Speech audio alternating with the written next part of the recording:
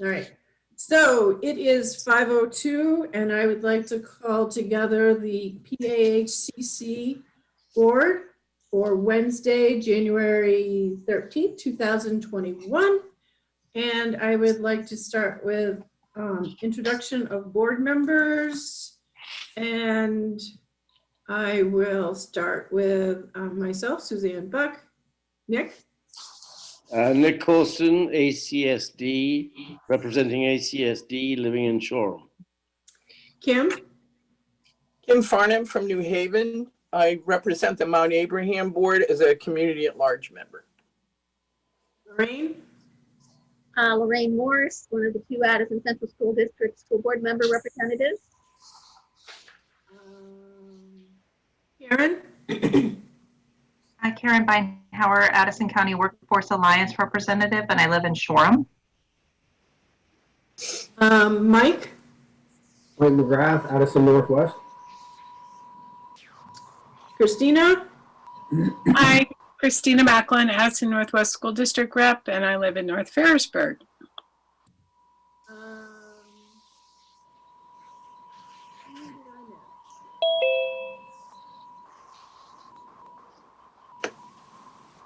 Board members? Your names keep flipping.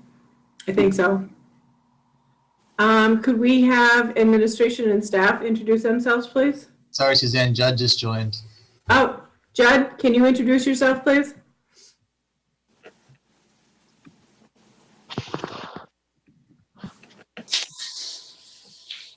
Judd? Hello. Can you introduce yourself, please? Hi, Judd Markowski, Workforce Investment Board member of Bridport. Thank you. Thank you. And can I have the rest of our attendees introduce themselves? Linda? Linda Barrett, clerk. David? Roberts, adult ed coordinator. Dana? Dana Peterson, superintendent, director, Career Center. Austin? Austin Haynes, business manager from New Haven. Kelly? Kelly Mills, Hannaford Career Center, agriculture instructor. Gretchen? Gretchen Bailey, bookkeeper. Wendy? Wendy Pratt, math coach and IB coordinator.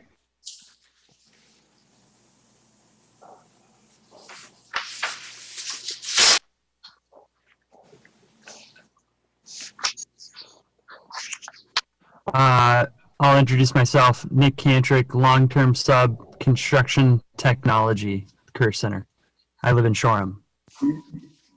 Did I get all the staff?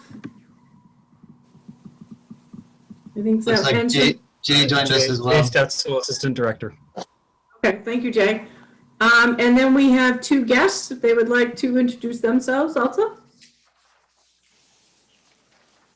Hi, I'm Maggie. This is Brad. We are have an agenda item this evening, a proposal for the Career Center Construction Technology Program to build us a tiny home.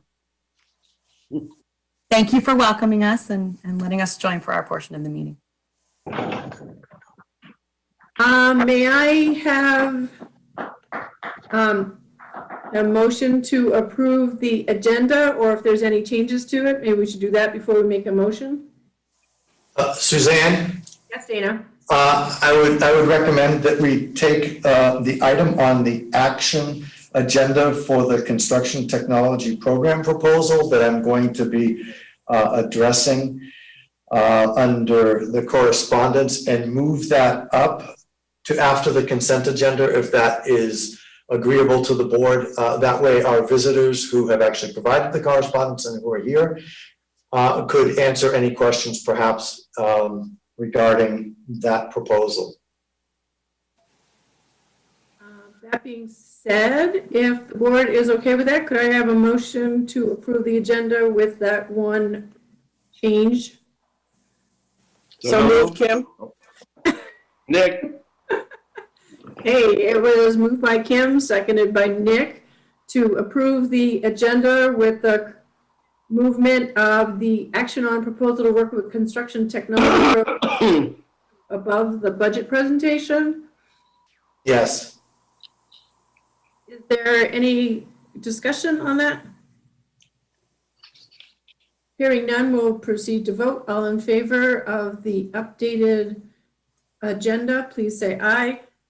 Aye. Aye.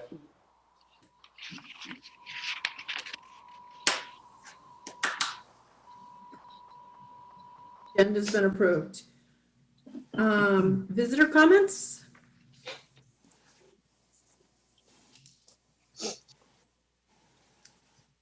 Hearing none, we'll move on to correspondence. Dana? Yes, thank you, Suzanne. Maggie and Brad are on this video meeting, but I will read their letter. It says, "It is with great excitement that we reach out to propose engaging the Hannaford Career Center Construction Technology Program as our partner in fabricating a custom tiny home on wheels.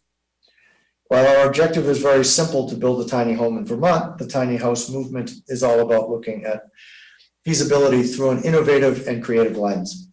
When thinking about how we might realize this project, we were very much interested in incorporating the same imaginative culture into every step of the process. We believe that partnering with the Hannaford Career Center, rather than hiring a traditional general contractor, helps us achieve that goal. We also believe that it is of mutual interest, as the fabrication of a tiny home directly supports the Career Center's mission to prepare students to enter the workforce, having empowered them with relevant educational experiences in their field. Whole house construction provides fundamental carpentry skills, skill building opportunities in framing, installation of windows and doors, flooring, interior finishing, and trim carpentry, siding, and roofing, just to name a few. We have been visiting Addison County for many years and are invested in seeing the greater Middlebury area thrive. By allocating resources towards a project of this nature, we hope to center the HCC Construction Technology Program, elevating your visibility as not only a leader in vocational education, but also as a valuable available resource for the community. We have attached a few renderings which will serve as the base model, as well as a preliminary budget for your consideration. We look forward to collaborating closely with your instructors to customize the plans further and define what is achievable for the students to realize, as there will no doubt be elements of the building which fall outside of the students' capabilities and may require the participation of professionals in the field. We'd subsequently like to propose a contractual payment structure that reflects the dynamic nature of a project like this, and which will allow for all parties to feel comfortable. The documents attached are drafts and are subject to further modification and negotiation as our collaboration moves forward. We appreciate your consideration and hope to hear from you soon. All the best, Maggie and Brent. So that's all I have for right now under the correspondence section. We will take this up again on the modified agenda in just a few minutes. And we'll talk about the other documents that were referenced in that letter.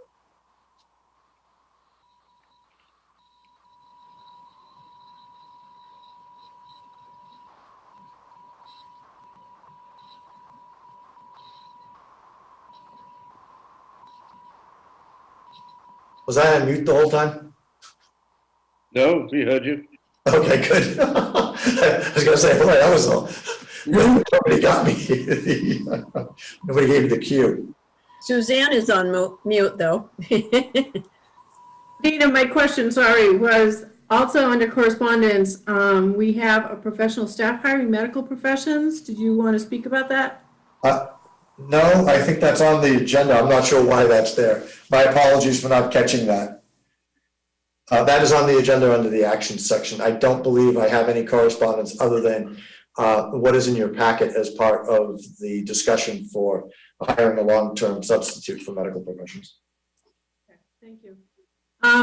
I do have a comment from the chat, and it is that we have a board member that is getting a lot of feedback. And so she's asking if everybody, if you're not speaking, if you can mute yourself. Obviously, I did that because you couldn't hear me the last time.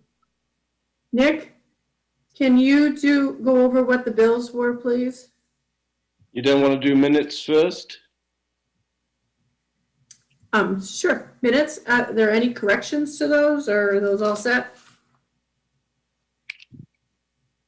Good with me. Okay. We'll do you now, Nick. Accounts. So from the general fund, we spent 94,694 and 54 cents. From the revolving fund, which concerns student activities, 3,148 and 75 cents. Payroll for December 18th was 86,319.26. And then the second half of December payroll, the teachers get paid in advance of vacations, so they got 52,953.99 on December 18th, and the non-teaching staff got paid 37,105.84 on January the 4th. So they didn't have quite such a good Christmas. And these were approved by Suzanne and myself.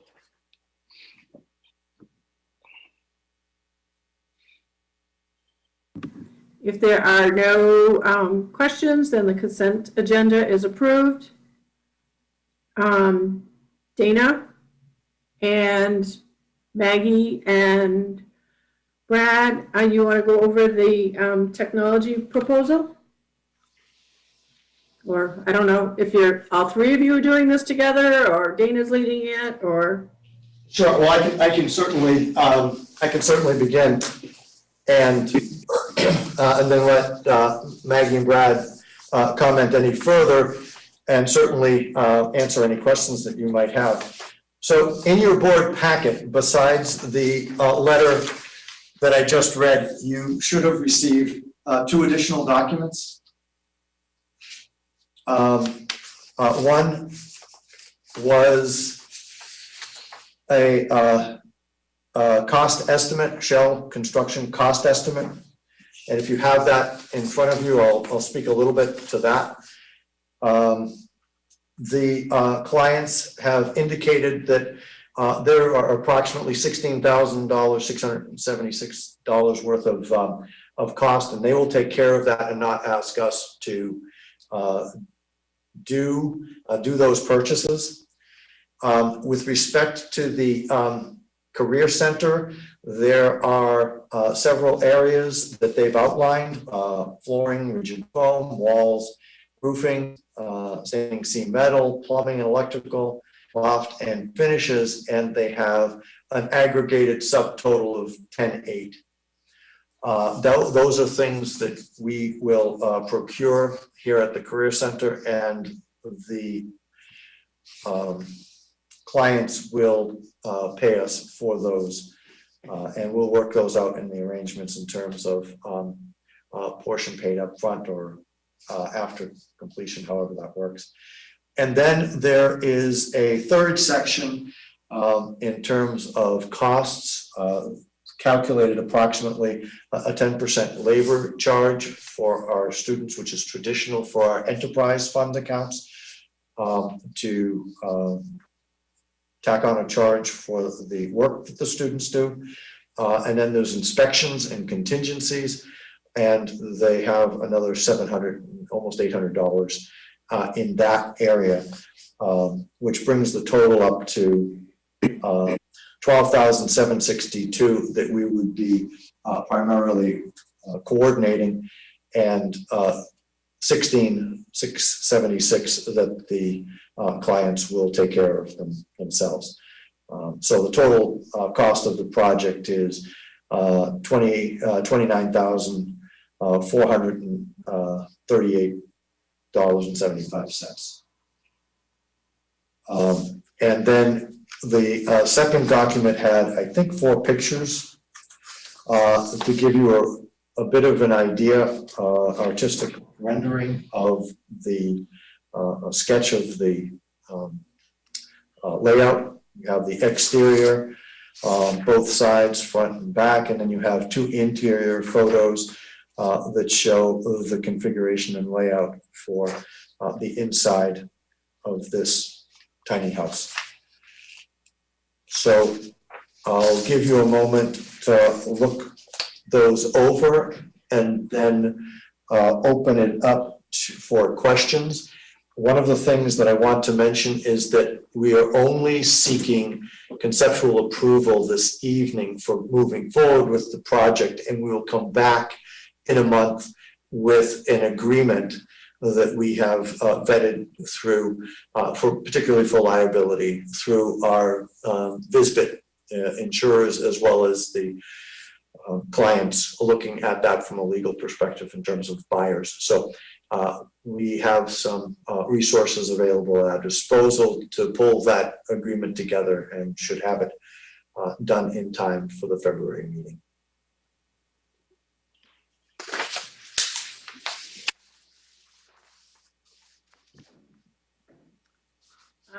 Nick? Brad, Maggie, do you want to make any comments before we field questions from the board? I think you covered most of it as you read our letter, and we're really excited about this project. We're really excited about the involvement of the Career Center, and again, just want to reiterate that it's really important to us to, be creating this with the Career Center in this particular way. So we hope we'll get a joint calendar. You all can get a key to come stay at the tiny home after it's done. We'll have a space. We'll just have everyone have their little tiny home vacation. So. I will have to say, Maggie and Brad, that I was speaking this week with a student that's at the Career Center in construction trades. And I just kind of said, oh, I hear there's a project coming. He's like, yeah, it's a tiny house. And he says, get all excited. And he says, and so I want to stay for next year so I can see it finished. So the students that have heard about it are excited. Nick Costin, you had a hand up? I have two questions. How does the air circulate? We're currently looking through some ventilation systems. So we're thinking perhaps a closed cell spray foam. So we would definitely need good circulation within the tiny home. So we're researching units that we would install, but okay, haven't quite. Would they be inside the tiny home or out exterior? It would be wall mounted. Okay. Yeah. Okay, good. And the second question I had for Dana is, are these costs already in the budget, the 10,880, or is this something new?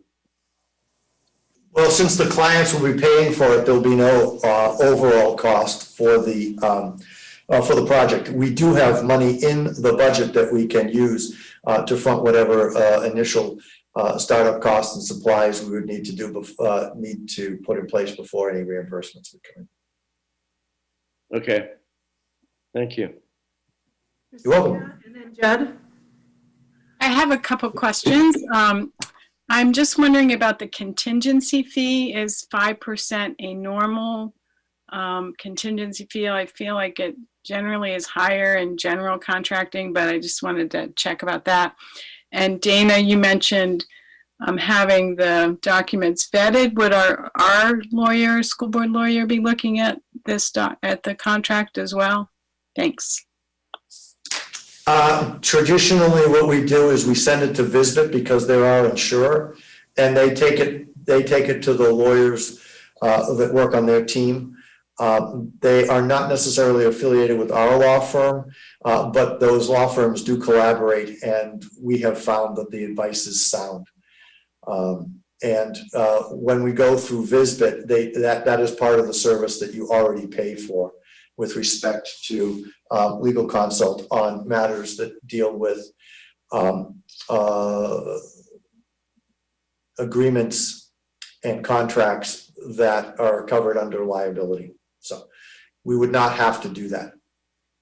In the past, whenever I have done a dual validation, I have found that the information that comes back from both is spot on the same, so. All set? Okay, Judd, and then Mike. I think my question could piggyback off the last one, which was about the contingency as far as cost overruns and things. She was mentioning, is 5% enough? And I also question that, just the way building projects go and with how volatile building supply prices are at the moment, padding against cost overruns and such, and sort of who would maybe who would be responsible for cost overruns that sort of inevitably happen in a building project. Thank you. Those will all be outlined in the formal agreement. This was just a preliminary proposal for your consideration so that you could weigh in on whether the items that have been identified both by the client and by us are sufficient for us to move forward and draft an agreement. That agreement would then be passed by legal counsel in order to be able to make sure that everything was covered. Great, thank you. And then we'll bring a final version of that. Mike? Yeah, I'd just like to thank Maggie and Brad. I think it's going to be a wonderful project for the kids. Definitely going to get a whole bunch of experience all the way around, between plumbing, heating, electrical, and flooring, and just all around. It's like building a regular house. Where's this thing headed when it's done? It is headed to East Dorset, just Oh, nice. 90 minutes south, yeah.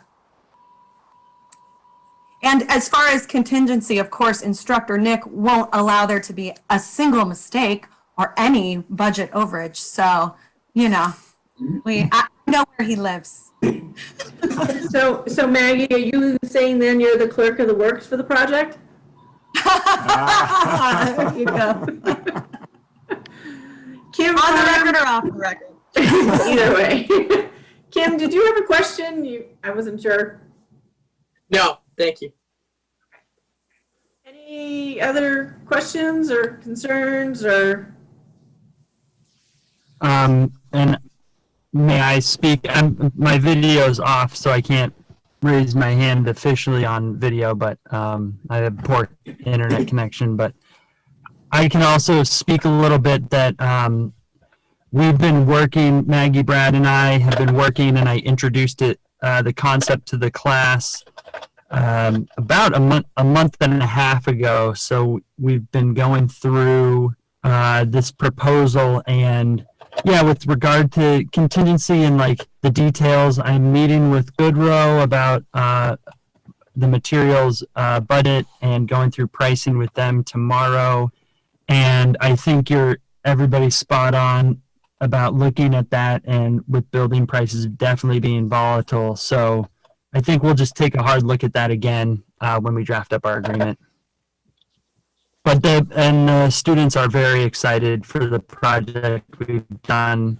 I've been prepping them a little bit, and we have we have some time to get our. Oops, Nick, we lost you. I was going to say, I think we lost Nick right in the middle of a word. But so Dana, you are looking for conceptual approval to continue. Yes, if you want me to formulate what I think the motion should be, it would be to authorize a motion to authorize the superintendent to draft a formal agreement with the clients for the construction of a tiny house on wheels to be brought back to the board for the February meeting for action. If that is fine with the board, I think I heard Judd say he was moving it. Christina's waving her hand. Is that, you want a second? I'll second, and I have a question. And again, Maggie and Brad, thank you guys so much. It's an awesome project. I just was wondering, is this a project that will begin right away in the spring, or is this a fall project coming up? And anyway, yes, second question too. We would start this as soon as it was practical to do so. We do know, and this carries over into my board report, this project will span both this year and next year in order to be able to complete. It is not a project that could be completed in the spring alone. So I also included a picture of the work that the construction technology program has done, students have done just prior to the holiday break. That gives you an idea of the skills that they have to be able to put together a sizable shed. And so we think that this is a very good expansion on the skills that they've been working on. So, but it would go into next year. It would not be completed this year. And it would be started as soon as practical after we can get the agreement details worked out. Is there any further discussion on the motion that's on the floor? Seeing no hands raised, we'll proceed to vote. All in favor of the motion of moving the proposal for the construction technology program forward through the conceptual stage to a contract and bring it back to the board in February, please say aye. Aye. Enthusiastically.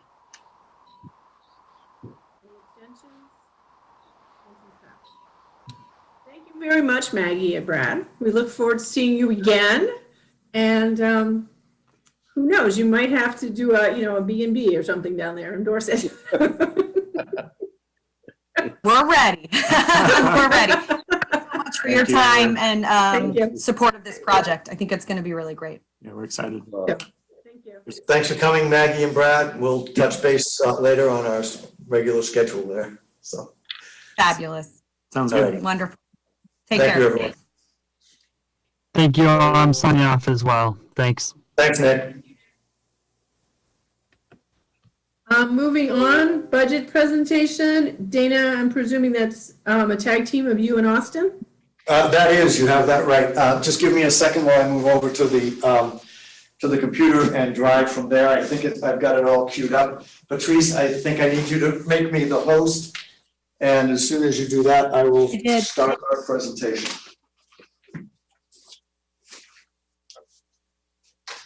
Are we all set? Am I host? Yes, you should be. All right, screen 2. Share. Can everyone see the screen? Has Career Center presentation? Yes, okay, great.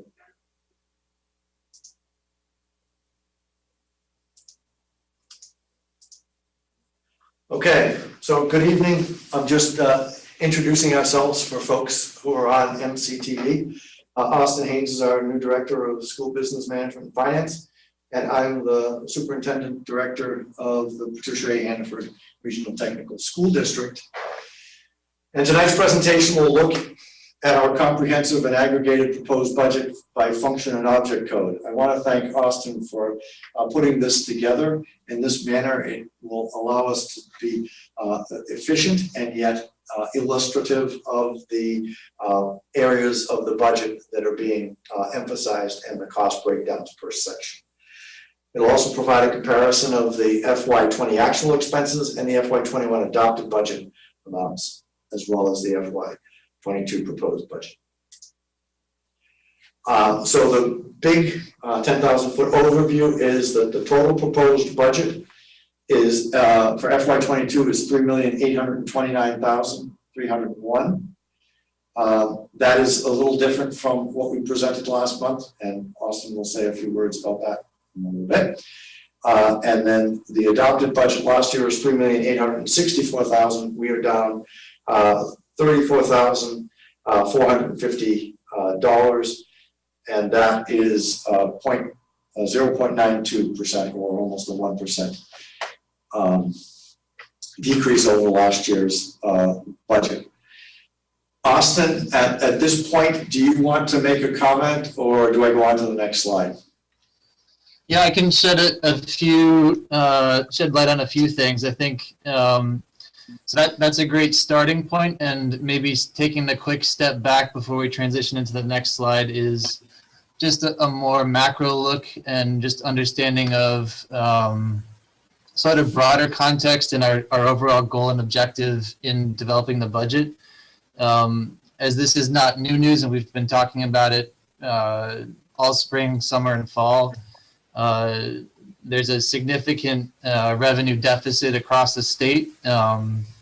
So I don't know if anyone looked at the December tax letter in particular, but there's an approximate $67 million deficit forecasted for fiscal year 22.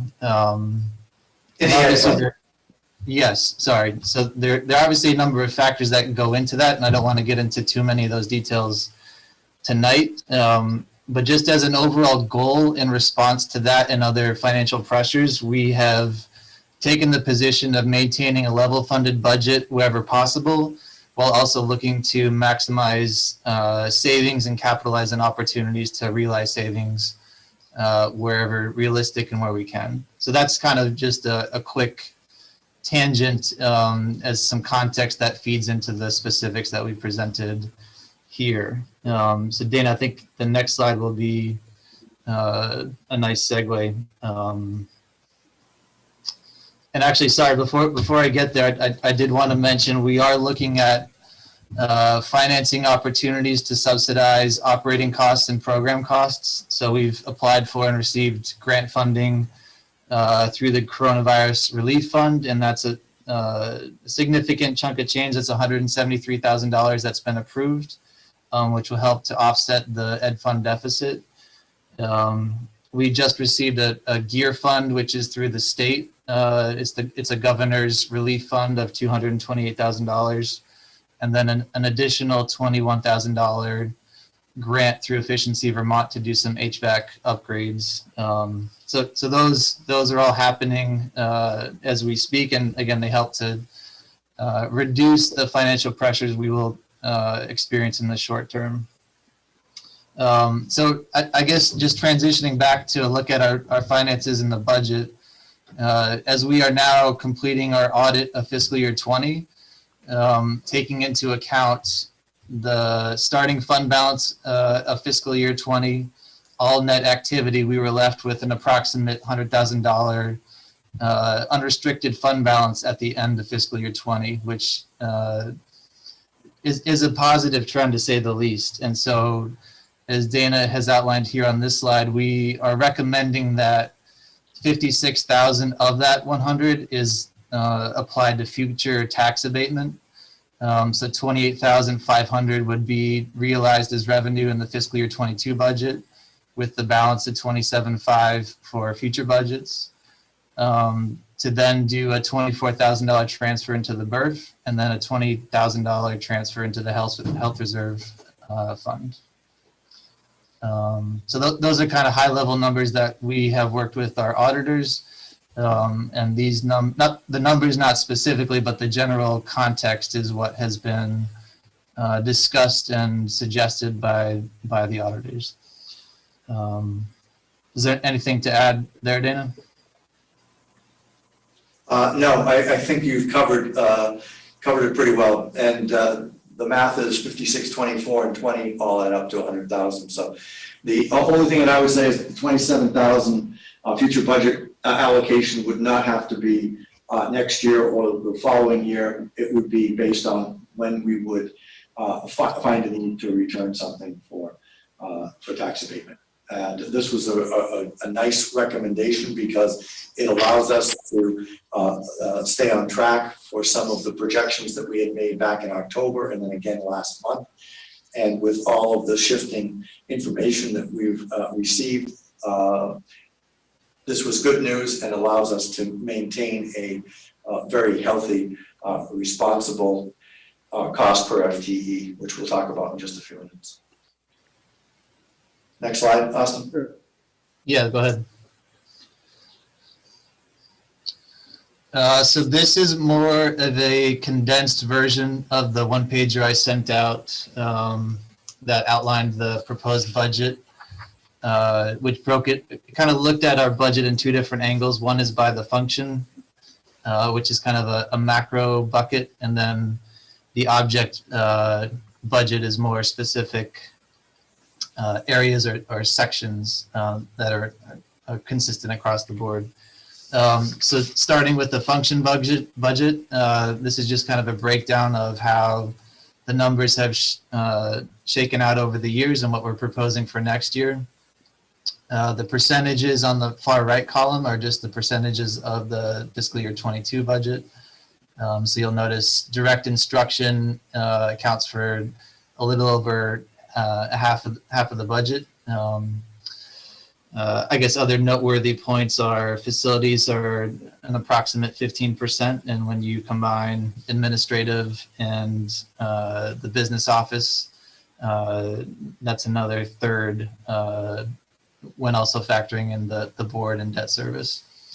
So it's just different ways to slice and look at the information that maybe you haven't looked at recently. I guess before I pivot to the object budget, are there any questions on this arrangement? I guess I'll take that as a no. So Dana, next slide. So that's the numbers, the total numbers you'll see at the bottom tie up to the total budget proposal, and it's just, again, looking at the same data but just in different categories, and this is more specific to how the funds are being spent in different objects. So we've talked about this before, but it's salaries and benefits account for nearly 80% of the entire budget, and then you can look at different line items to come up with different totals. One thing that is noteworthy if you're comparing the bottom line across the years is the jump between fiscal year 20 and 21. And as you may remember from last year's budgeting process, there were a number of big ticket items that had to be built into the fiscal year 21 budget. Some of those have carried forward to next year, but some highlights are the HRA funding of $120,000. There have been a couple of contingencies that have been built in for the board and the BRF transfer. The health reserve fund was set up, and then a few other programs and salary raises that had to be accounted for. So that explains the significant jump between fiscal year 20 and 21. And then, as I said at the start of this, we've tried to maintain status quo or look to realize savings wherever possible for 22. So, are you going to take questions at the end or during the? I think we can do it during. If you have a question about a particular slide, Nick, feel free to ask. And by the way, I'll answer your first question before you even ask it. Yes, I will send you the presentation probably tomorrow morning. Thank you. But in the previous analysis you sent out, Austin, you showed 104,000 for the health HSA. Yes. That is after the 20,000 that you're gonna, the 24. Yeah, that's a great question. So in the budget as a unique line item, we're only budgeting 100,000, and that's just after taking a more careful look at what our expenses are for the HRA. We won't know actuals until probably 6 months from now, but we have a pretty close approximation that will come in under that number. And then, as you noticed, okay, so we're not going to know that until June, because that was my second question. Yeah, that's a fair assessment. But so to your observation, though, Nick, the $20,000 transfer from the fiscal year 20 fund balance kind of helps us to claw back or come back to that original number of 124. Yeah, the 124 includes other administrative costs for both the HRA and FSA costs. So it's not quite apples to apples, but it's pretty close. Okay. And then I guess I hadn't realized there was the 25,000 transfer to the birth.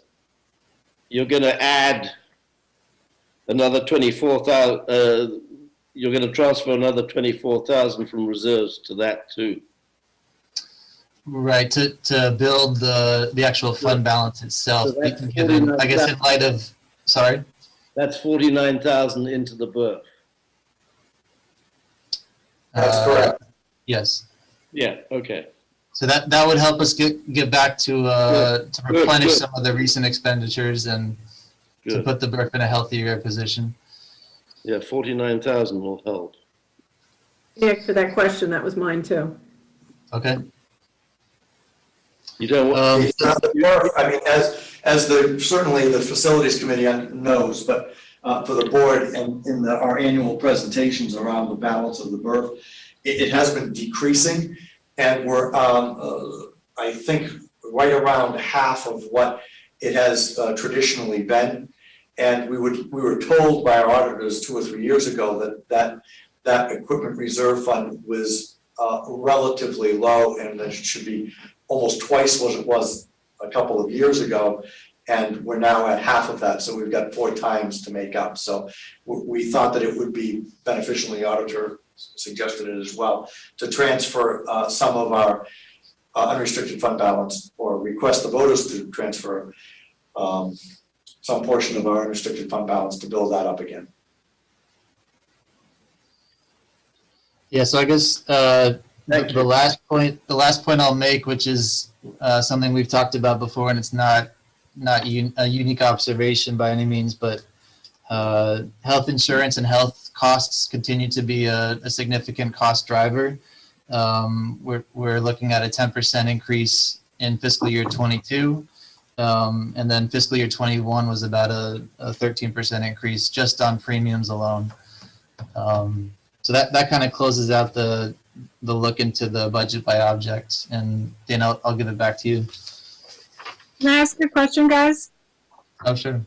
I have a question about the tax abatement funds that you were talking about. So I was wondering, what's the difference between that and putting those funds in a budget stabilization fund? If in fact there is a difference in either one of those, and why you would choose tax abatement over? I think it's a question of semantics. So you can use tax abatement funds in any way you want towards the budget, or just for tax relief? I mean, I guess it's all the same. You can always ask the voters to use a portion of the unrestricted fund balance to go to offset future budget costs, so that they would not have to bear as much of a tax burden. Okay, so Dana, you're saying they're basically the same thing? Is that what I'm basically hearing? the same thing. We have not used the terminology, nor do we have a specific fund that would be set up as a tax stabilization. No, budget stabilization, not tax. Yeah.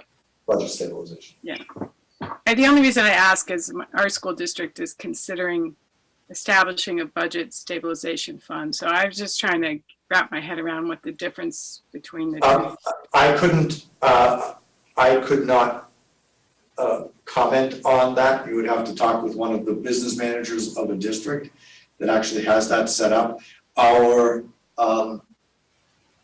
auditor made the suggestion that we use a portion for this year's budget and then reserve some. And there are districts, and he gave us some language that we could use. So he directed us to where to find the language that we could use for this. So that's how we are proceeding. And I think what you're talking about is actually having the voters establish a particular fund that could have either money from an unrestricted fund balance allocated or a transfer from a budget line to do that, much like a building reserve fund. I think that's correct, yeah. So the tax abatement is not, the voters don't have to vote on that. And they just have to vote for, those will be articles. We'll be talking about that later in our meeting. okay, so they do. They do have to vote on it, yes. Okay. As they would have to do for any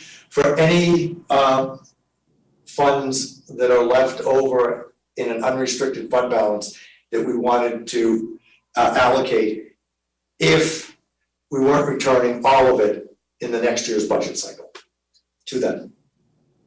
Great, thank you. You're welcome.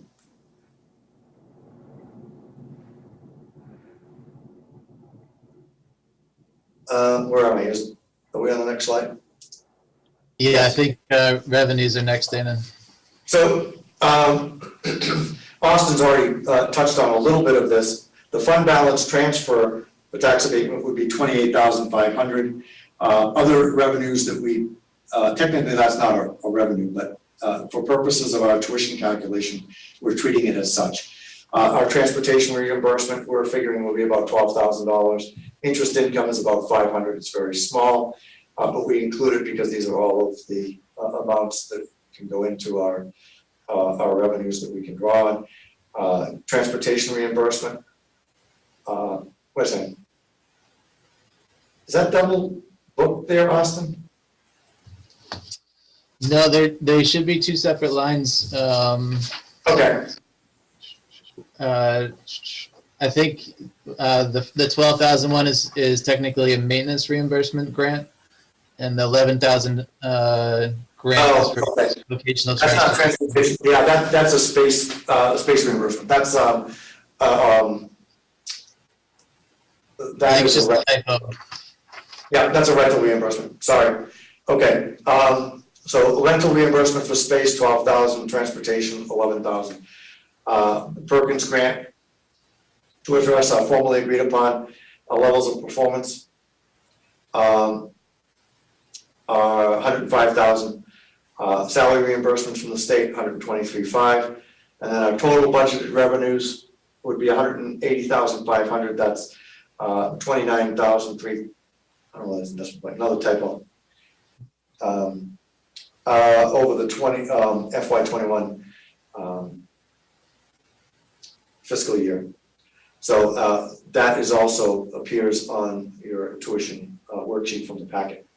The state-based tuition payment based on 87% of the base rate allocations to school districts yields 1.185 million, and the tuition assistance grant is 476,000. And then we have a total budget of revenues plus the state-based payment of almost $2 million. And that leaves the rest to be raised by taxes for our local partners. After those revenues are subtracted and from the expense budget, the difference is, as I just said, the amount to be raised by taxes. And just a reminder, all tuition costs are assessed on a 6-semester trailing average. So that we tell our partner schools now what they're going to pay us next year before anybody steps into our school. And with that amount to be raised is 1.886 million, and divided by our FTEs, which are up about 5, which I reported on in my board report, yields a FTE cost of $14,630, which is down almost $1,700, which is what we reported in our previous presentation of the budget. When you add the state payment, of 91, almost 9,200, our total cost per FTE for next year is expected to be 23,827, and that is down 1,676 dollars from last year's budget of 25,500. Austin, do you have any comments on this particular slide? Not really. It's a pretty straightforward math equation once you factor in the budgeted amount and all the revenues we've talked about. And again, it's just a reference to the one pager we sent out in the board packet over the weekend. Right, which has the breakdown. We'll be talking about that when we look at our announced tuition rate.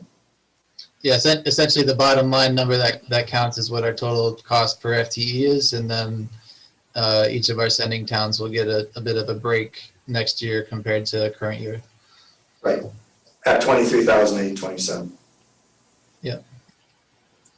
So here are the cost drivers. Austin has referenced some of them already. The HRA, HSA area is now, we're budgeting 100,000 down from 120,000. So that actually saves some on a year-to-year comparison. Health insurance costs are up by about 50,000, which includes a 10% increase on the premiums, as Austin already mentioned. Our construction tech program, we're looking to introduce level 2 of that program, which means we'll have twice as many students and have 2 sections, one for the beginning students and one for the advanced students. We have a large cohort of juniors that are eligible to be continuing to next year. The BERF, we're keeping that level funded at a transfer of 25,000. And then the contingency in legal is also, we maintaining that 21,000 that we put in last year and keeping that, carrying it forward. So what you have here is about a $20,000 savings, 2 areas that are being maintained, and then 2 areas that will increase. But if you take the 75,000 in the 2 red areas and reduce it by the 20,000 from the HRA budgeted line, then you will have, on the health reserve account line, you will have a net increase of 55,000 in these lines. So when you compare this to the budget, these are lines that drove costs up last year. We are including those already, those costs are already included in the budget, and we're still proposing a budget that is down by 35,000. So we've absorbed that 55. So that takes us to almost 90,000. $90,000. Did you have comments on the slide, Austin? No, again, I alluded to it previously, and if we looked at where things were looking last year, it was about a $400,000. If we look at these buckets, it was about a $400,000 bump over the previous year. Right. Thank you. Nick, question? Yes, just to go back to the revenue. Austin, you mentioned all these goodies we're going to get for 173,000 for COVID and 21,000 for HVAC. None of those are included in the revenue, right? Correct. They're not treated as general fund revenue. The only caveat is with the coronavirus relief fund grant. The repurposed funds that we will receive, which are majority of the grant, will help to offset the state payment to us next year, but it works out to be a net zero effect. So in essence, if just use round numbers, if they sent us $100,000 through coronavirus relief fund, we would receive $100,000 less in revenue next fiscal year. But essentially that stimulus funding is coming from a federal source, so it helps to alleviate the statewide ed fund deficit.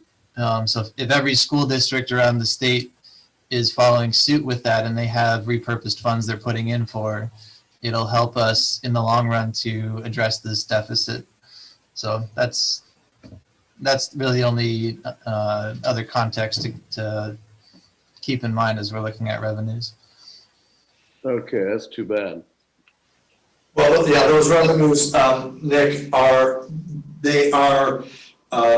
relief. It's almost like the PPP, where if people were able to keep folks employed, those monies just help infuse the business to keep it operating. In our case, it's going to the ed fund to keep it stable.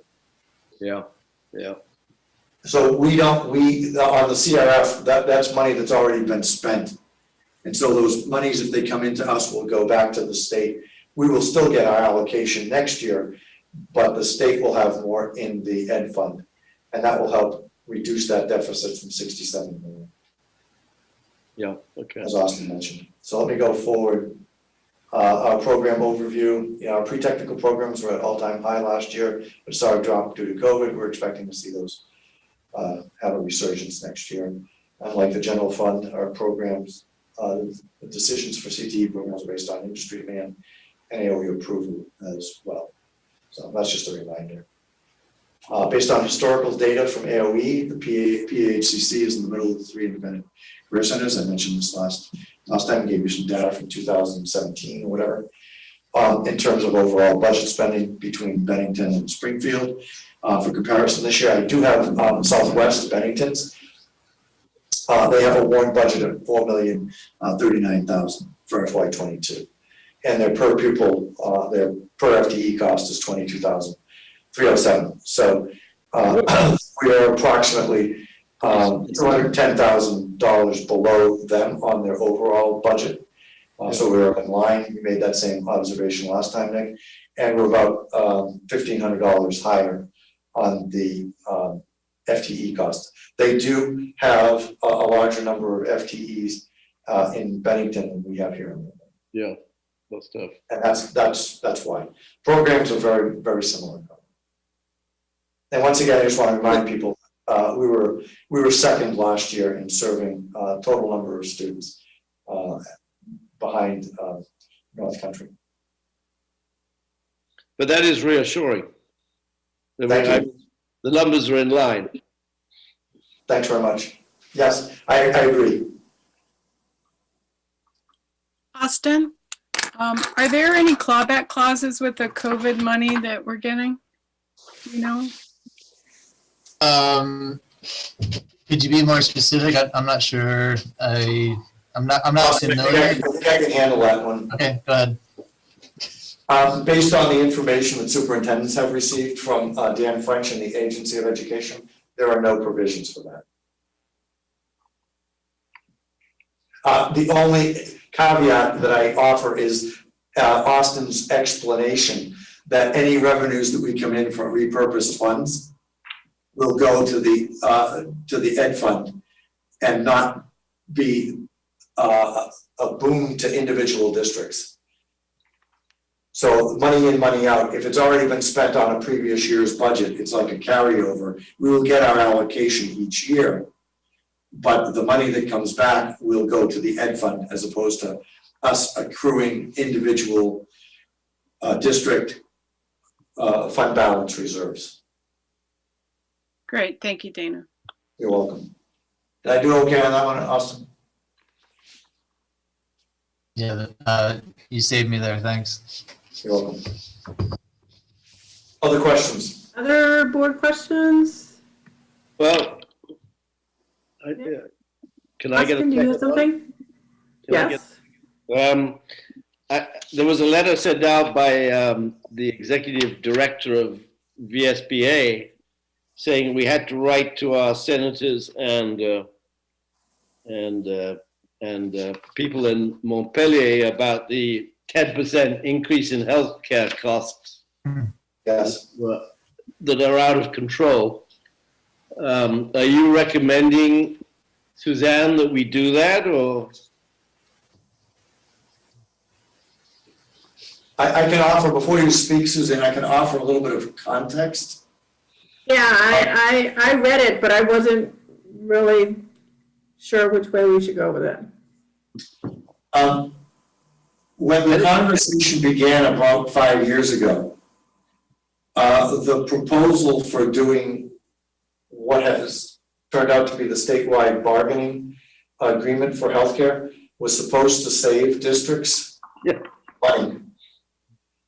And you heard the information from Austin this evening. In the last 2 years' budgets, that has not been the case for us. In fact, we have allocated an extra $100,000 practically in 2 years for healthcare coverage with no substantive change in our personnel. So I'm not exactly sure what can be done, but I would tend to agree with that. I saw that same message, Nick, and that there needs to be a way for those costs not to go up by double digits, 13% and 10%. Each year, or just have somebody else pay for healthcare, because it represents 15% of our budget. If I were to take a guess, we take all of our health and benefits and we're going to have a 15% cost. And having spent some time on sabbatical several years ago and traveling around the world, those costs are borne by the general government and not put into ed funding mechanisms. So I'm not exactly sure what can be done, but I think that it would be worthwhile expressing our concern that these costs are adversely affecting the school district's ability to be able to deliver quality programming for all of the students in Vermont. Yeah, Nick, my answer to your question is pretty short. It's at what point does this become a breaking point that's not sustainable? Because 10% year after year just you can't continue on that train for too long before it just breaks. It's killing the school. Yeah, Right. I've got a kind of a concern. Supposed to be negotiating contracts this year, and you have a 10% increase already before we even start negotiating. We're kind of already out the back door, I think. Probably more than we already want to spend. So I'm not. That doesn't. Their hands are kind of tied on negotiating a whole lot of anything. Right. So if the board wants to direct me to draft a letter and share it with people and then send it off, or we can do that, or each individual member, if they would like, they may offer their own voice. It's up to the board's pleasure.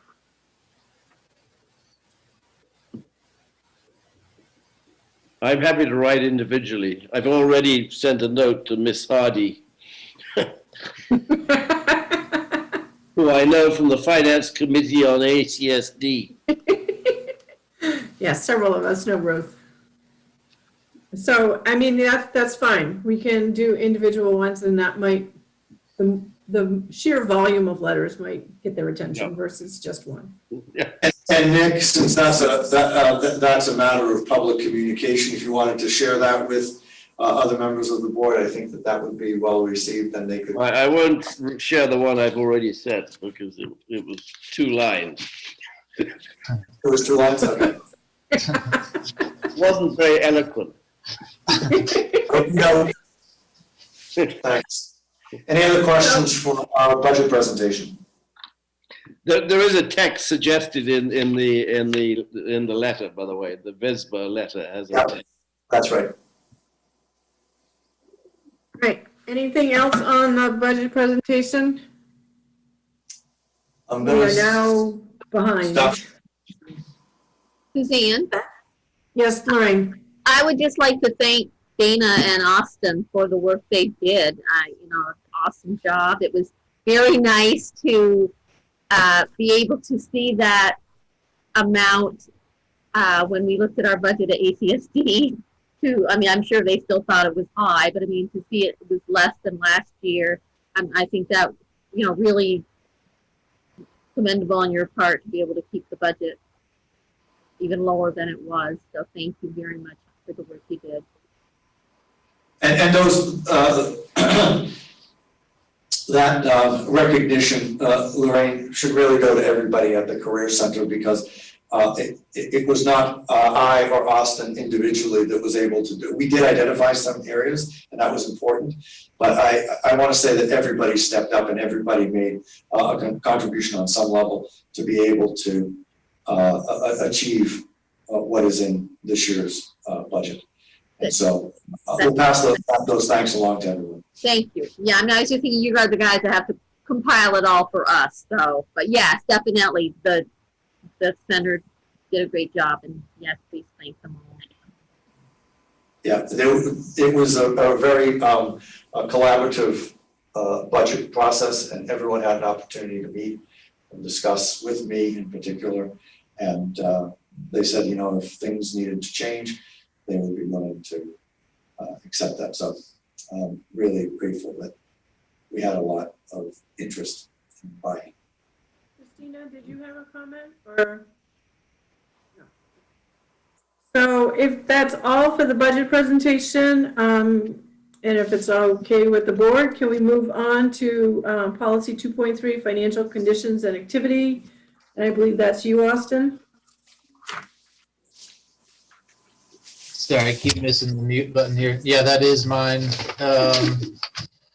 Let me just find it. I got too many papers here.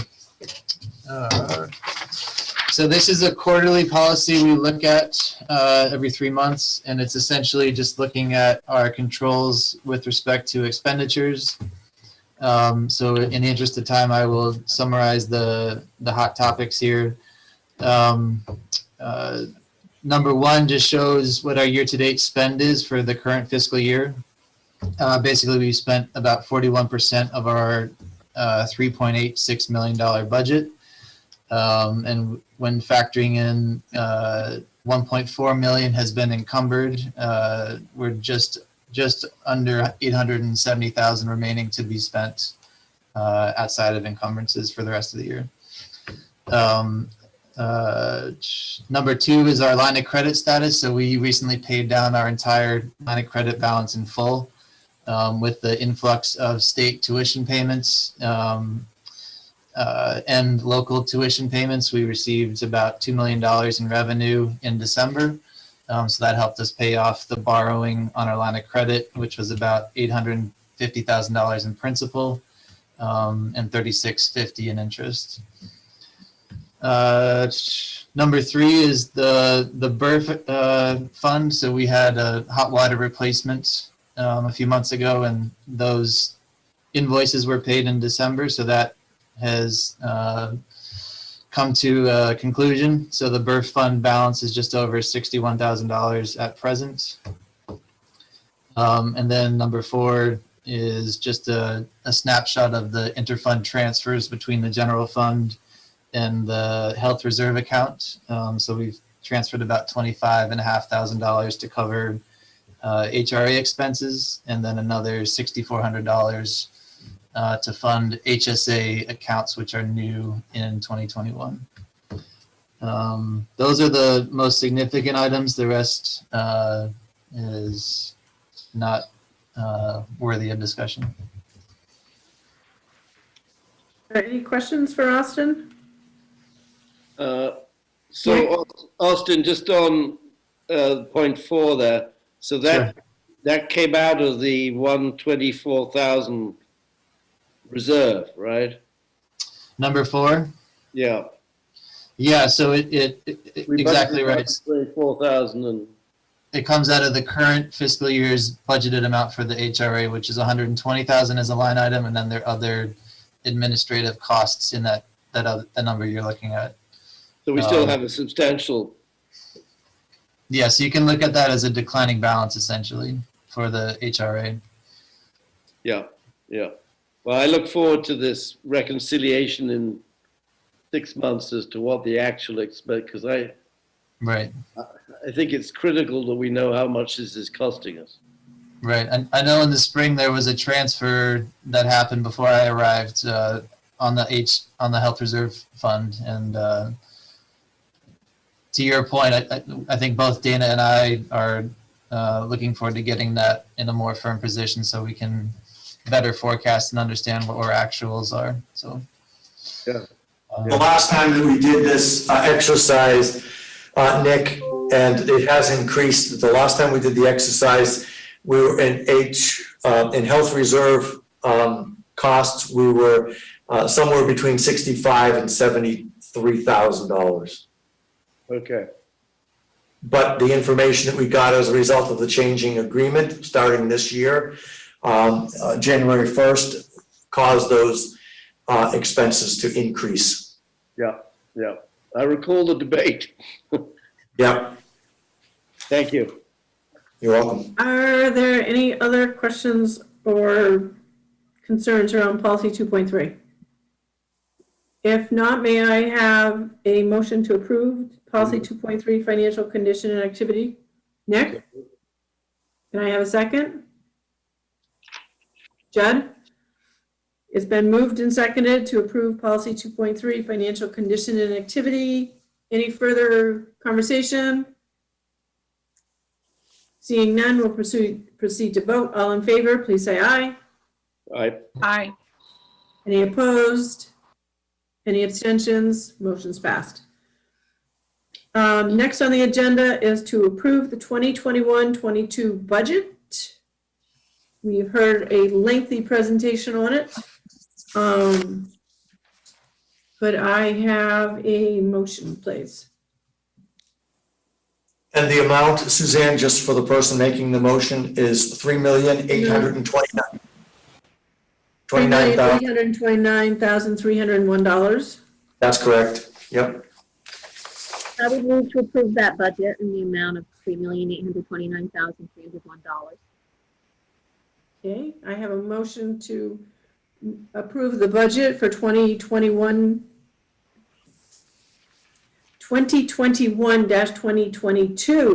for $3,829,301. Do I have a second? I'll second. Nick? Yep. Is there any further discussion, questions? Linda? Can you clarify what you just said when you said FY 2021?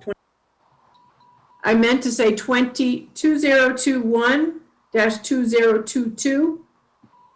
And I tried to make that clear, but probably didn't come out that well. It's the FY22 budget, Linda. I was looking at the agenda when she was speaking, so I.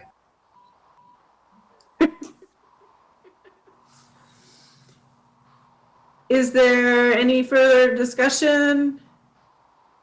I don't see any hands or any motions. We'll proceed to vote. All in favor, please say aye. Aye. Aye. Aye. Any opposed? Any abstentions? Motion's passed.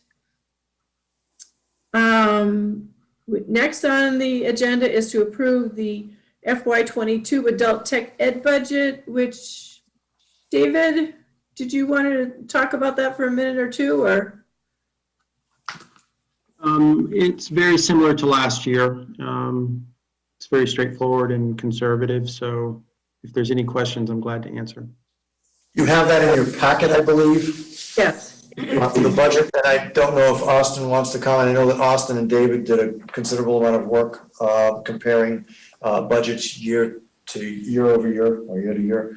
And so the proposed budget is $140,574, looking at the adult ed budget for 21-22. Does anybody need to see that? Do you want us to display that on? Nope. Okay. It's a very simple budget, as David has said. And but for comparison purposes, Austin, correct my math if I'm wrong. Last year's budget 144 and some change. David, is that correct? That is correct. Yeah, 144. Yep. Okay. So not much has changed. We're not expecting a whole lot of adjustments year to year. Any questions of David or Austin?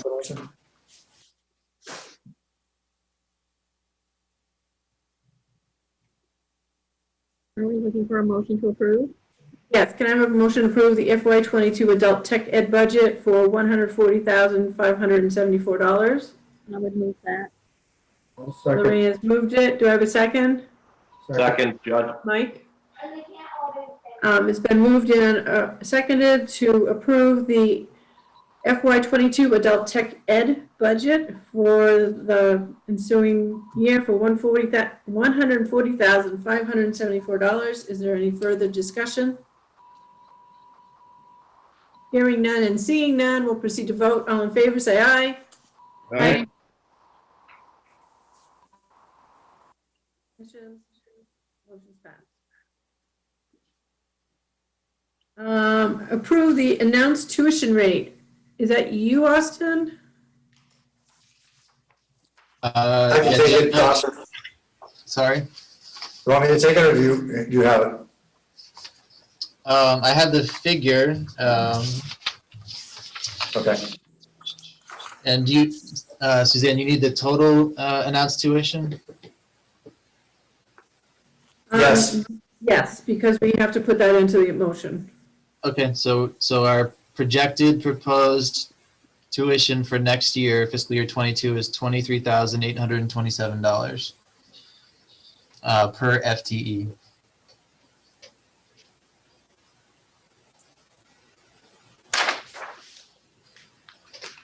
So do I have a motion to approve our total tuition? Right? Is that because you rounded it up, Austin? Because on our sheet it says that total technical center is $23,826.86. Yeah, it's a rounding. Okay. Yep. I would move to approve the tuition of $23,827 for the 21-22 school year. So, Lorraine, you move to approve the tuition rate of $23,827 per FTE for FY22. Is that what you said?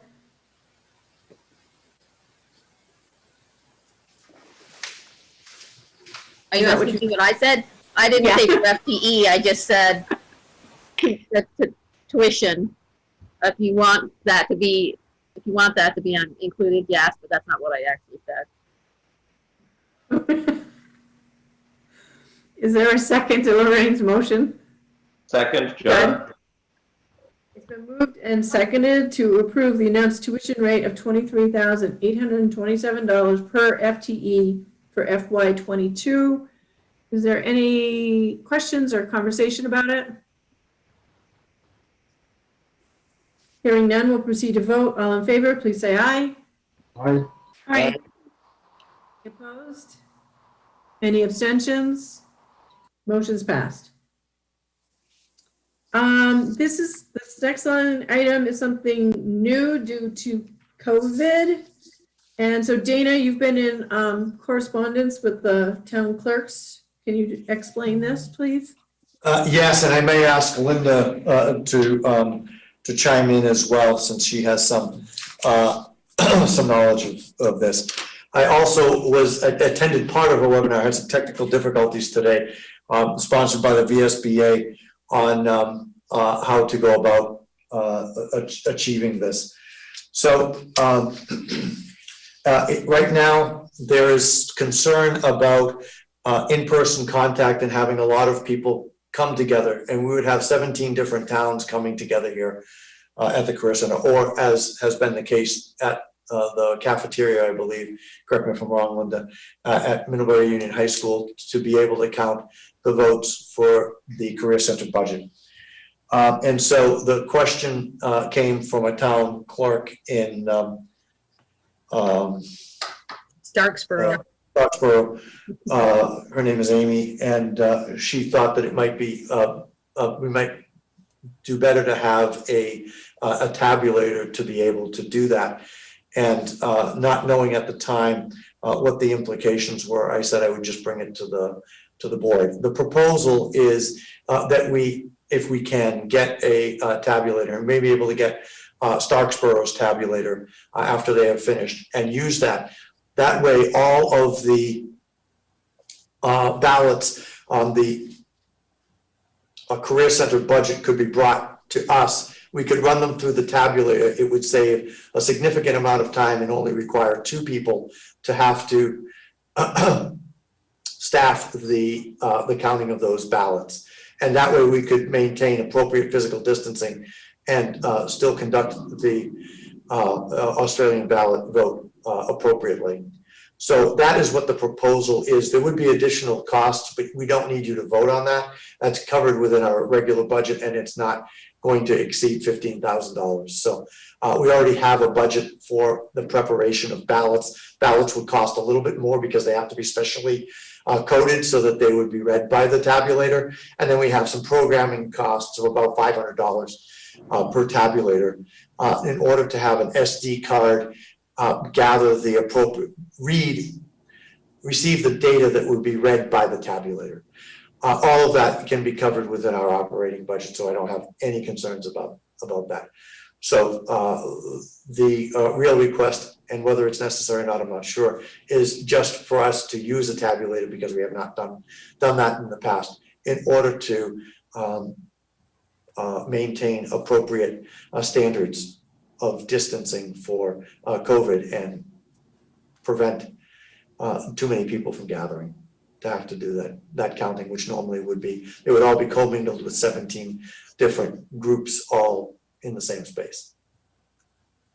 So Dana, how long Yes. do you think then, because you just said that we would use a tabulator from someone else. So how long then would it delay finding out the outcome of the budget vote? There shouldn't be any delay.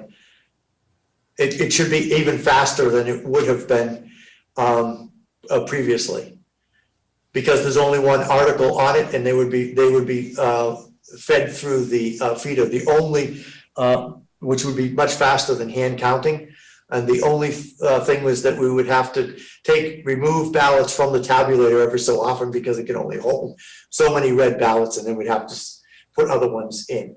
So I would ask Linda that question, but I think that we could achieve the results in the same, if not quicker, time turnaround as normal years. But Linda, do you want to comment on that, or do you have an opinion to express? Well, from everyone that I've spoken to, it would definitely cut on the amount of time it takes to get them all counted. The other thing is, like you said, that each of those towns that send their votes down, there have to be 2 people transporting them. But they can stay if they want to, but they didn't have to stay and count if we use a tabulator. Results should be, as soon as that tabulator is finished, it should program all of those numbers for you, or for me to pass on. All right. Hopefully not 1 a.m. in the morning this time.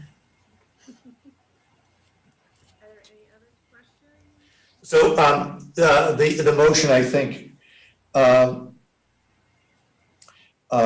is to authorize the use of a tabulator, a voting tabulator, to count Career Center ballots for this year. Judd, you had your hand up or your finger up? I think I'm going to pass on my question. That's fine. Sure. Yep. Thank you. Okay. But I would move that we do approve use of a tabulator if it's feasible. I would second that. I think that's an awesome idea.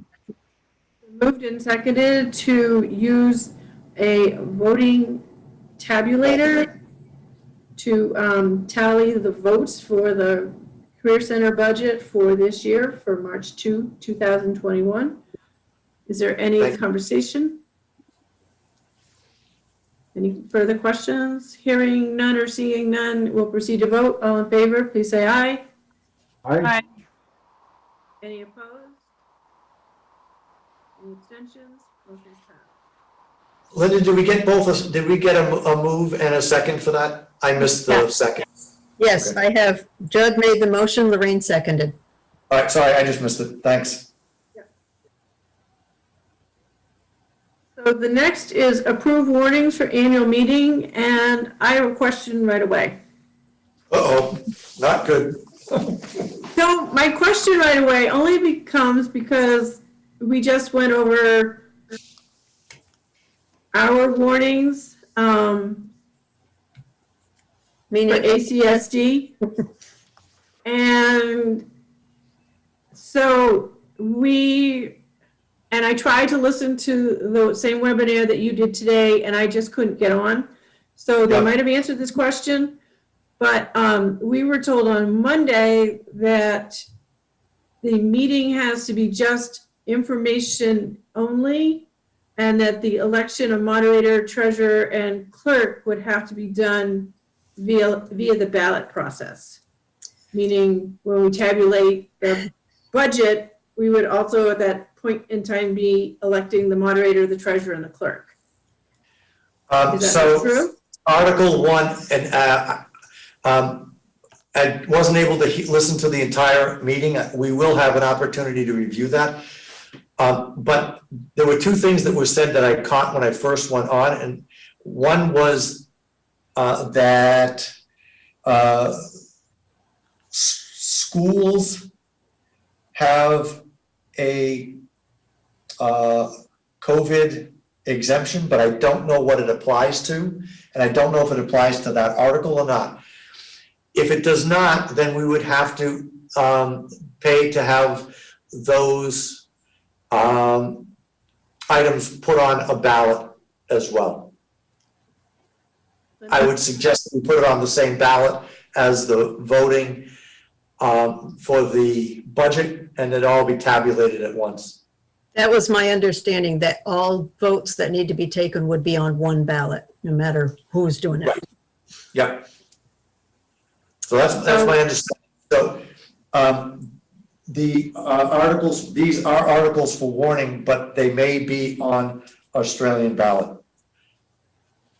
So the other thing that it was said was that then seeing that it would be so that the annual meeting would be strictly informational because of COVID, and the voting for these three positions would be done on town meeting day, then that meant that supposedly, if I'm understanding what we were told Monday and what I couldn't hear today, this would allow anybody to run for these positions, because from what we've been told this year, if you want to, like if you're running for school board, you just have to fill out your paper and drop it off at the town clerk's office because you're not getting any signatures.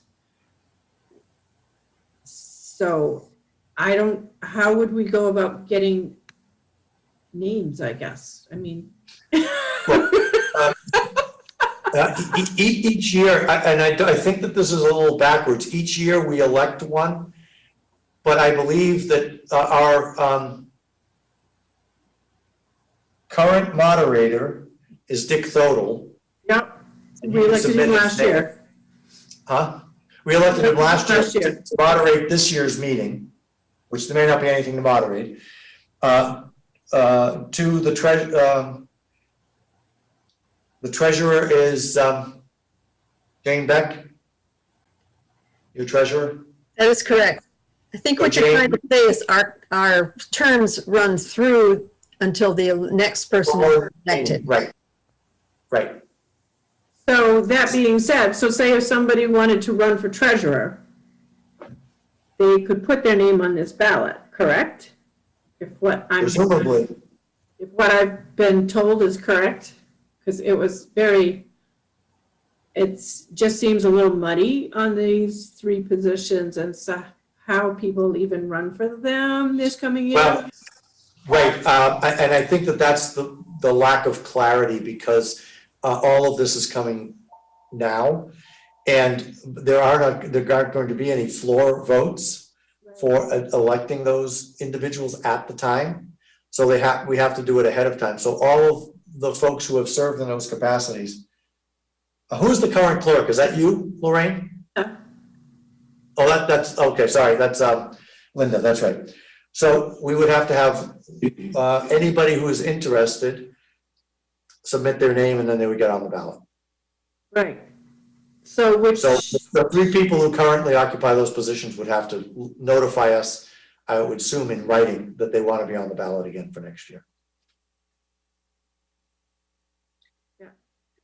So, but do we have a date? Because this warning has to find its way into town reports, correct? So what's the date that we have to have this information? There was a date given today, but you can ask for a waiver because it's got to be 6 weeks.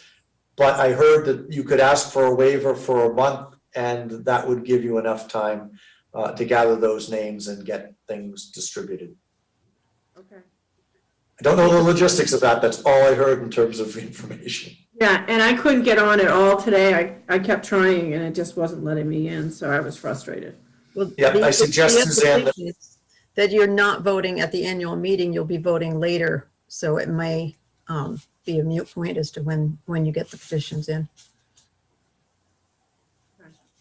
But you'd have to get them in by a certain time, want you to have their names on this ballot. It would have to be, the ballots would have to be ready a month ahead of time to be able to go out. If we ask for the for the extension. And I'm not sure how we go about that. Maybe Linda, you can help me out with that. And then they would still have to make it into the annual report. And those annual reports could also get get an exception, and also they only have to be out 10 days before. So as long as the annual reports go out by the end of January, beginning of February, we will make the February 10th meeting. So. Well, my understanding is the only article that would have to move to Australian ballot is Article 1.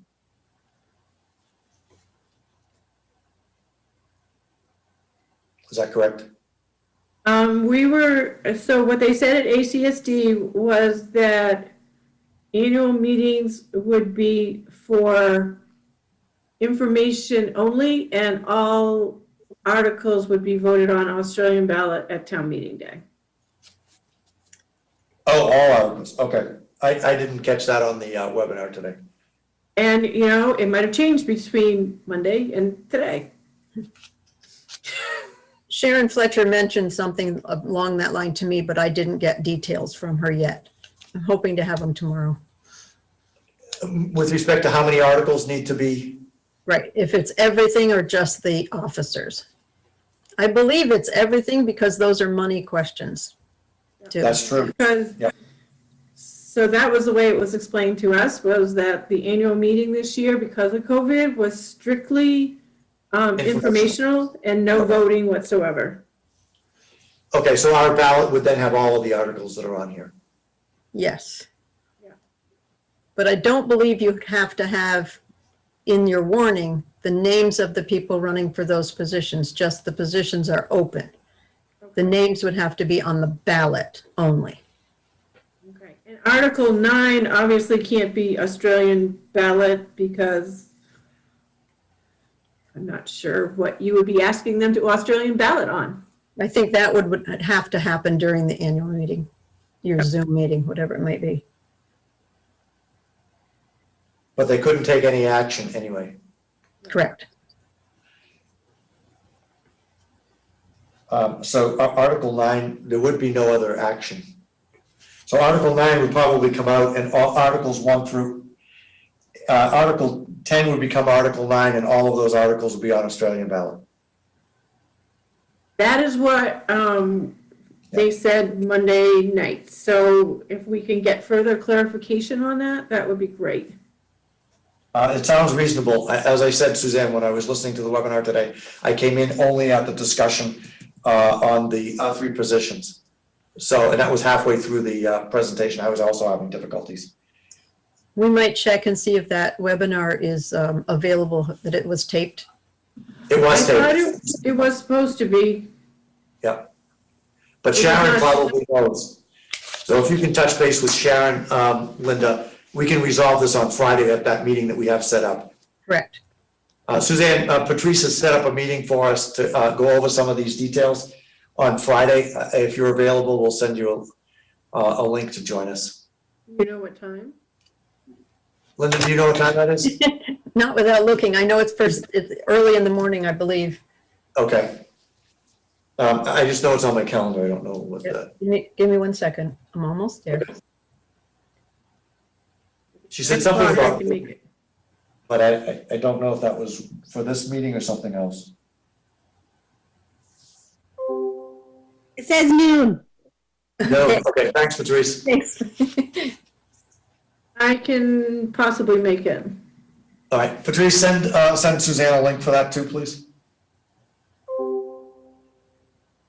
All right, so we'll move those articles. So I guess go ahead, Suzanne. well, I was going to say, we need to approve the warning. Correct. So the only piece that we really aren't positive on is how they're being voted on. But the articles themselves are fine, Yeah, correct? approved. Yes. And then I would ask that we entertain a second motion to, once we've approved these articles, that those articles that would need to be presented via Australian ballot be the task of the clerk and the superintendent to work out the logistics. So it'd be a 2 motion. So let's start with the first motion, and if I can have a motion to approve the warnings for the annual meeting.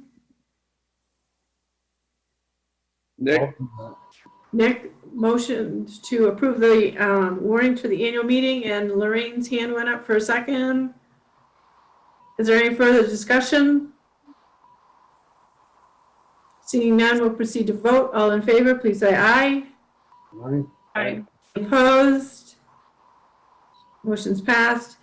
And then I need a second motion that authorizes the superintendent and the clerk to work out the details of COVID-19 related voting versus via tabulator. How's that? Via Australian ballot. Via Australian ballot on the, and then to be tabulated on the tabulator. Well, that's what you already made that. Okay. Motion for the superintendent and the clerk to work out details Or for voting via Australian ballot. Yeah. Thank you. Lorraine, are you moving it? Christina, are you seconding it? No? Do I have a second by anyone? Christina says yes.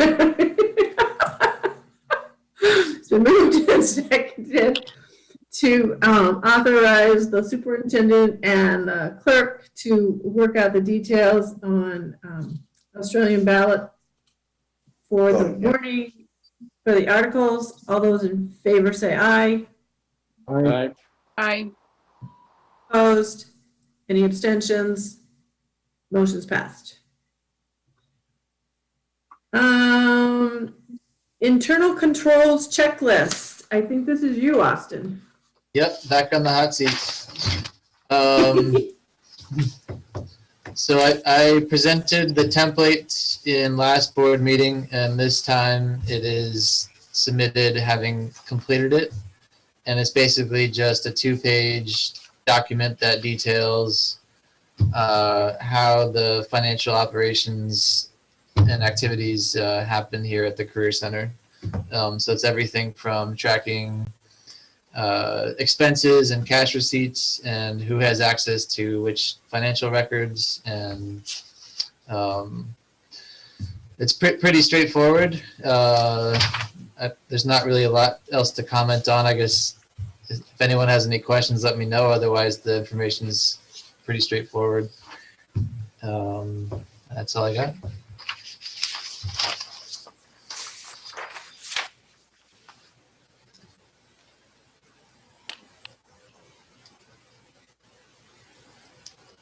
Austin? Sorry, I missed you there. I said, is there any questions for Austin? I don't see any hands going up. I see head shakes of saying no, they have nothing for you. So you need, there's a signature here. Are you looking for the board to authorize me to sign off on this? Is that what you're looking for?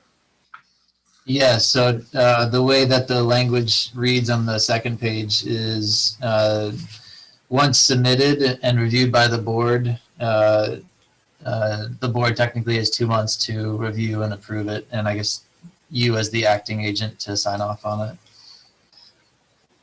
So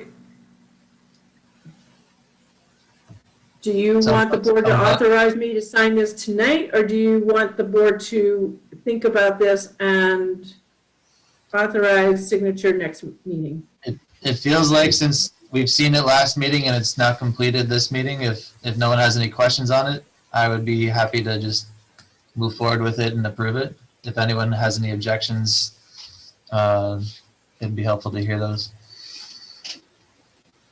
Austin, just a clarification question. This is just for our records for auditing purposes and not to be submitted to anybody. Is that correct? As far as I understand it, it's something new to me that came up in one of my business manager meetings that we have monthly. So it seems like just a formality that we need to do for our own internal controls and audit purposes. Thank you. Are there any other questions or? Judd has disappeared, so I can't ask him for a question. Well, There's Judd. Do you have a question? yeah, It does. I guess since we do, we have to review it. We don't have I'm just looking at the don't knows column. Yeah. We don't have W9s for all vendors?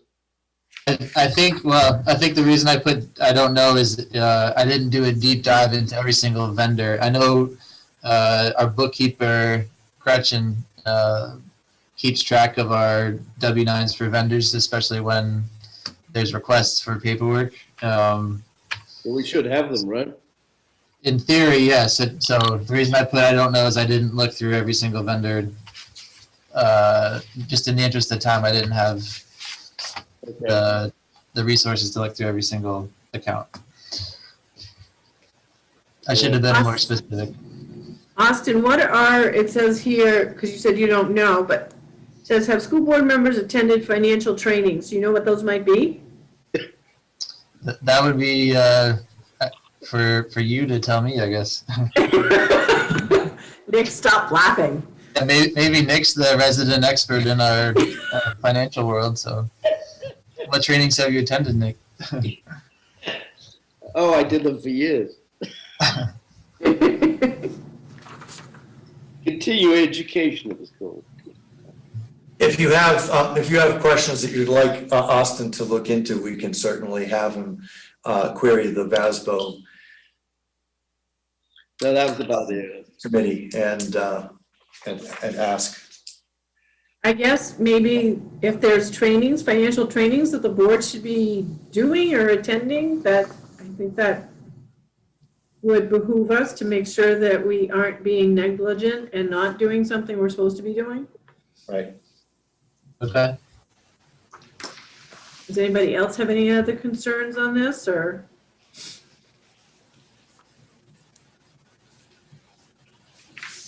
Would it be appropriate for Austin, you to give us some financial training, like, or just like a ins and outs of understanding a budget kind of thing?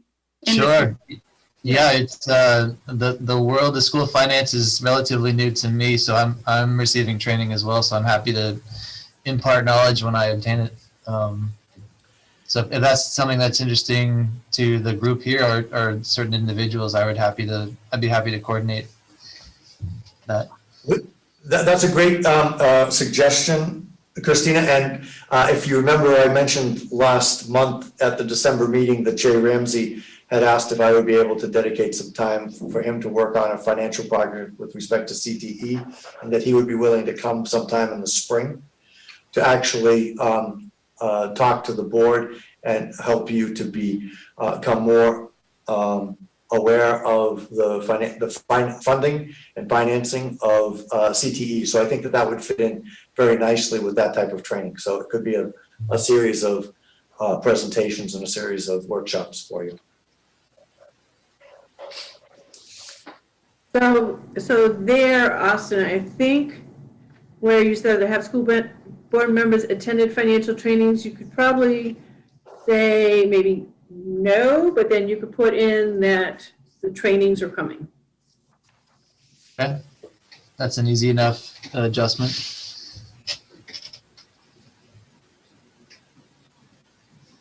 So does anybody else have anything they'd like to suggest? The only other one was the student receipts. I guess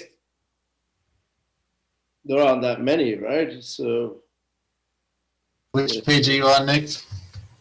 Please, from the bottom of the first page. The third one up from the bottom. Our student Okay. activity receipts deposited within 48 hours of the event. Yeah, so that's probably due to my lack of experience here and not having any recent events per se. So I think they're looking for, go ahead. The flower sales and that sort of thing. Yeah, so I'm not familiar enough with how events, I think they're kind of looking for other school settings where they have a basketball game and actual ticket sales. That's just kind of my 2 cents on how I read the format, because some of the questions are a little bit clunky as I was working through the spreadsheet. I would have thought Gretchen could tell you that. Sorry? I would have thought Gretchen would know that. Well, she was in a similar boat as I was in terms of, I guess at the close of an event, like what sort of activity receipts are they talking about? So that it's a little bit vague or ambiguous. So one of the things you might be able to say, at least for now, is that as it would apply to ART, and they would hold an event for a play or performance. The question would be, would we deposit those within 48 hours? But those events are not allowed to happen under COVID. So I think that it would be okay for you to say, no events, no events have been held in the last year due to COVID restrictions, because that's a true statement. But what about the, flower sales? I was thinking the maple syrup sales. But those are more just. They deposited my check within 2 days. I would think it's a yes, but. So those are not events, those are part of the enterprise funds. Okay. That's not what they're talking about, these are student activities. Okay.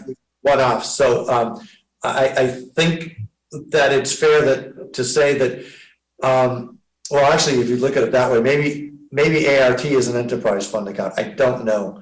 But that's the only one that I can think of that's a student activity that would actually have an event. A culinary occasionally does one too, but they aren't allowed to do any of those special events in the current focus. They're all allowed to operate their enterprise funds or their enterprise activities, but those are general sales, and we're paying regular ongoing tax, and I think that those get deposited weekly, if I'm not mistaken. Is that correct, Austin? With as best practice, that any ongoing sales that has an enterprise account, those deposits occur once a week, I think. Yes, that activity has changed since our last audit, and I think it was outlined in the last management letter that practice needed to change. So I think at least recently we made progress against that. Okay, thanks. So this is under the action agenda. So what is the board's pleasure? Do you want me to authorize me to sign this with the corrections or the updates that we've noted? Or do you want to table it and bring it back next month? I move we authorize the chair to sign it. Second. It's been moved and seconded to authorize the chair to sign the internal financial controls checklist for schools. Is there any further discussion? Seeing none, we'll proceed to vote. All in favor, please say aye. Aye. Aye. Opposed? Any abstentions? Motion passed. Staff hiring, medical professions. Dana. Yes, thanks, Suzanne. So I would like to present Jennifer Baker as a long-term substitute for the medical professions position to run through the rest of this year. That's a 0.8 position. The reason that it's 0.8 is because we have had to distribute other responsibilities for students to be able to earn their IRCs and their dual enrollment credit in Barbara Thompson Snow's absence. So the position will be a full-time position next year when we advertise that. But at the current moment, other people are filling certain aspects of that. So we're asking the board to hire Jennifer as a 0.8 position for long-term sub to cover the classroom responsibilities for the rest of the year. Jennifer is eligible for a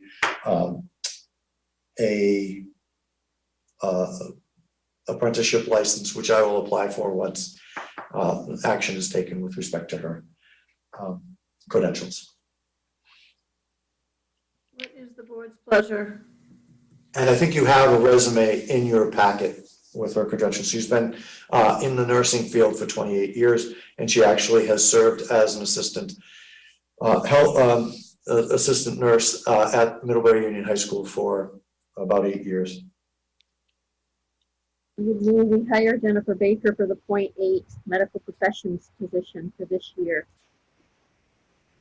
Is there a second to that motion? Second. Kim. Been moved and seconded to hire Jennifer Baker to fill the medical professions .8 position through the end of the school year. Is there any further discussion? Seeing none, we'll proceed to vote. All in favor, please say aye. Aye. Opposed? Any abstentions? Motion passed. All right. Whew. Internal financial controls checklist for schools would be. You know, we just did that. It was not removed. It was moved up to the action agenda and not taken off the informational agenda. Sorry about that. Right. I was thought we might have two. Reports to the board. They were all in the board packet. Does anybody have any questions for board report writers? Christina, and then Nick. I just wanted to ask Dana if he could give us a COVID update at the Career Center in terms of, we've got a spike going on in Addison County. Just give us a quick update on things related to that. Quick update, sure. I have sent out just a couple of communications asking for people to make sure that they could contact us if there are any issues that we should know about. We are finding that sometimes our partner schools are the ones who get notified if there are cases with respect to students in their communities. We have had 2 cases of students who were Career Center students, but that were not in school at any time during their contagious period. And so I think I've reported on both of those to the board and to the parent community. One happened just after Thanksgiving. The other one happened just after the holiday season at the Christmas and New Year's. And we have tightened up our own screening processes to make sure that we are asking the questions specifically to every student. We found back in the fall one time that the way we asked questions was critical in terms of determining information regarding students. I think we've had a couple of students that have quarantined as a result of being close contacts, but not having contracted any disease. So we are very fortunate, I will knock on wood, that the students and the staff here at the Career Center are doing an excellent job following procedures and making sure that everybody is safe. We're putting health and safety as a priority in all of what we do. If there are any specific questions, Christina, that you might have, be happy to answer. Yeah, a good just an update. Thank you. You're quite welcome. My pleasure. Nick, I thought you had. Can you hear me? Yes. I actually saw the videos looking at MCTV for something else, and the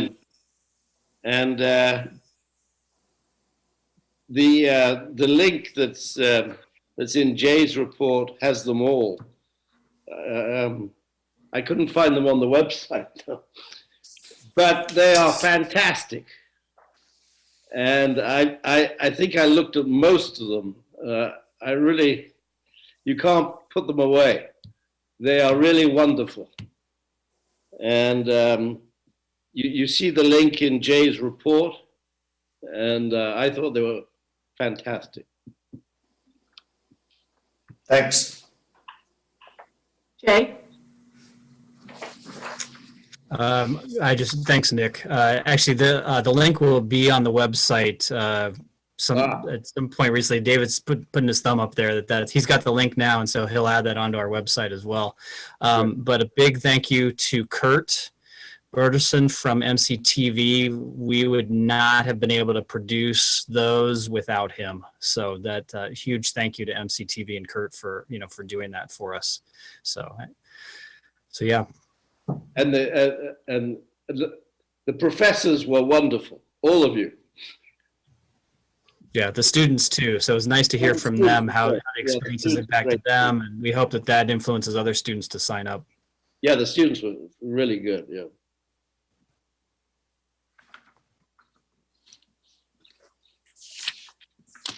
Are there Christina? I just wanted to add one other thing. And Jay, yeah, those videos were awesome, but also the website upgrade is kudos to everybody that worked on that as well. I appreciate that very much. Yeah, that's David and Patrice and the communications team, and they've done an exceptional job. Yeah.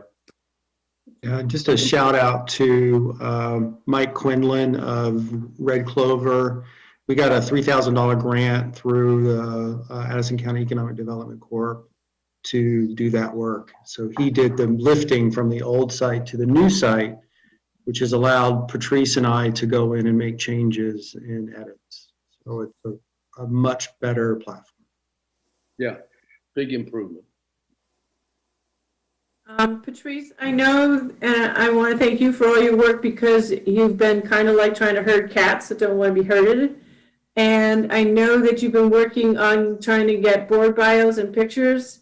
And I'll admit, I was probably the last one, maybe not, but I want to know, are we all set with that, or do you need to herd some more?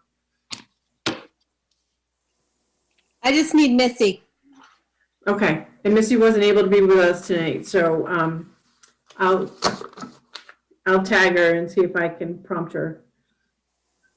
Okay, and once I have it all ready, I will show you guys before we put it live.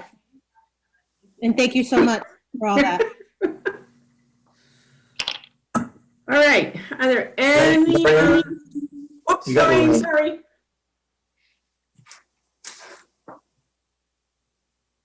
Did you call on me? Well, I thought you had a question. I did. No, I just wanted to make sure on camera we acknowledged our, from Dana's report, Aiden Cole, who was an honorable mention in the 2021 Presidential Scholars Program. That's awesome, and congratulations to him. Thank you.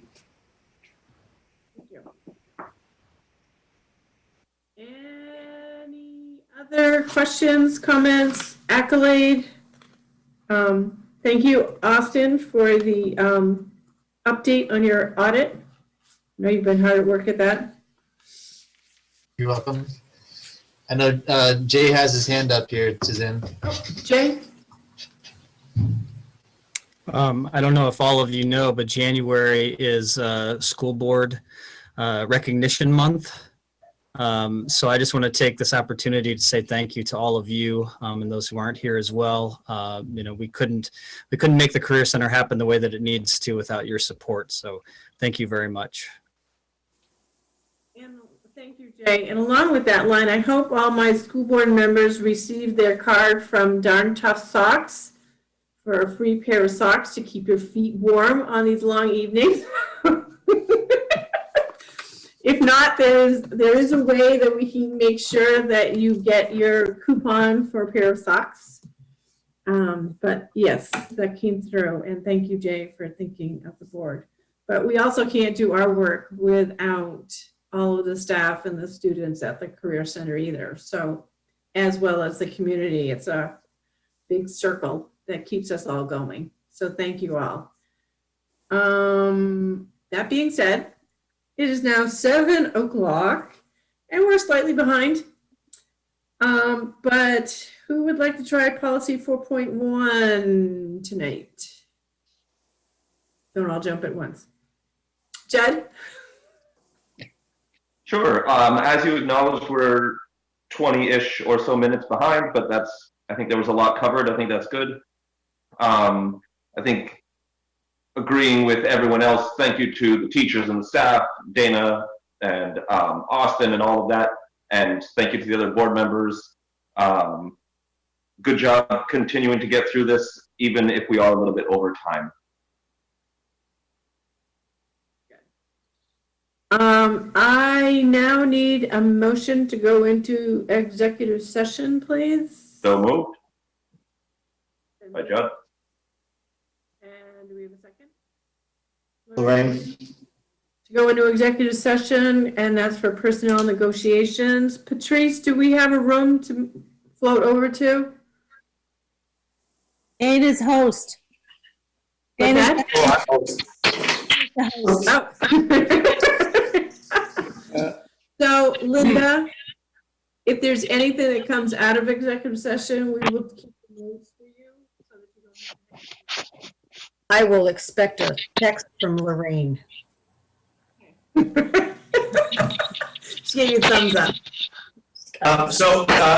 Besides board members, who else would you like to be in executive session? Just, you and Jay, I guess. If Me and Jay? Yeah, if Jay can stick. If he can't, then we'll fill him in. Jay, can you stay? Give you a thumbs up. Okay, so let me see. I'm so. All right.